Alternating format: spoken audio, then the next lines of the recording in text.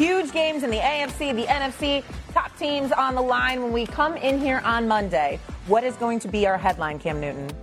The Philadelphia Eagles gets exposed. Yes, I said it. They will get exposed. Why?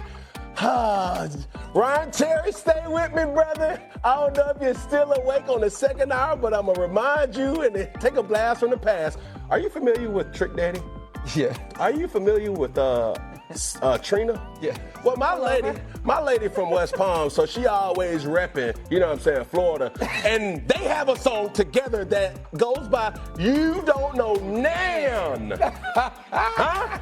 So the Philadelphia Eagles ain't never seen a team that had this in their bag. They ain't never had a team have 546 total yards. Not Green Bay, not the Broncos, not the Giants, not the Vikings, not their bye, not the Giants. You don't know now team that you ever done seen that's going to give you the issues that you're going to be faced with this week. So, the storyline, I mean, Philly, I already think that I don't hate Philly. My expectations for Philly are here. But they found a way to come down here. I'm just saying, now you got a team that is explosive. 4th of July, fireworks. End of the year, fireworks.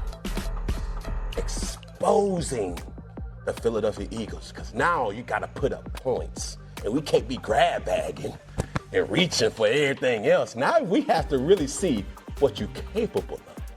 Exposing. That's why I say. Where you from, Cam? Atlanta. You know who Bone Crusher is? Yep. What he say? We ain't never scared.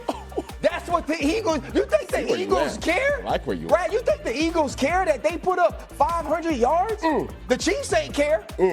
The Packers ain't care. The Vikings ain't care the last time they went to Detroit with J.J. McCarthy. Okay. So you think that Jalen Hurts gonna walk in and he gonna care? You think that Cooper DeJean, Quinyon Mitchell, now you add Jalen Phillips, Nakobe Dean. You think that all these boys, Zach Bond, all these Super Bowl champions are gonna care when they walk into Detroit? Nah, this is the type of smoke that they like. They love when the other team is the team that's favored. They love when the other team is the team that's riding high. But all you gotta do, you know how you get the film. See, now they got the film. You don't even have to get it on DVD, so it ain't the last 4 games. You get the whole season. You get to see what Brian Flores' defense did. You get to make sure that Jahmyr Gibbs stays in and block, and he's not allowed to get out in the pass route, because that's what they did. They blitzed him up the middle. You get to put the pressure on Jared Goff and understand what that is. Oh, and if you watch any red zone tape, you understand. All you need to do is run man beaters. Even Deebo Samuel had the rub route in the corner with Marcus Mariota. So they are not scared about what they're going to see. They understand rising to the occasion. And they got the one quarterback that truly is all about winning. That ain't going to be the headline. They won't be exposed. They will not. I don't think they're going to be exposed either, personally. I think they find a way, but let's not act like it can't happen. Let's not act like if we go into this game, RC, that, you know what, if we don't see A.J. Brown getting that damn football and we see the Eagles lose this game, that it ain't going to be a whole bunch of stuff and a whole bunch of noise on Monday. We better get ready for that. We all know what's going to be the lead story Monday, in all likelihood. It's going to be what happens in this game. Make no mistake about it. And it's going to be what happens in this game, not just because you got the reigning defending Super Bowl champions against a legit title contender in the Detroit Lions coming into their house to try and take them down. It's going to also be to see how the Eagles are going to react to all of this noise that's been made. And even though A.J. Brown has made noise in the past, let's call it what it is. It's never been like this. It's never been to this degree. It's never been to him looking into the camera and saying the things that he just said just a few days ago. It's never been with him saying, what you're seeing from us is unacceptable. That ain't gonna get it done. Yeah, we the champions, but that was last year. This is a new season. The opposition made adjustments. We gotta adjust too. We didn't hear that before. And we didn't hear it before because he wasn't playing with a first-time coordinator. We didn't hear it before because their offense wasn't struggling the way that it has been struggling this year periodically. We didn't hear it before because 62% of the time he was targeted, it resulted in a positive. This year's at 48%. The brothers got 400 yards receiving, and we rolling in week 10. That's not what we expect to see from the $32 million man who's an all-world receiver, who we have seen be a man amongst boys, particularly against the Los Angeles Rams, where he won the damn game for them.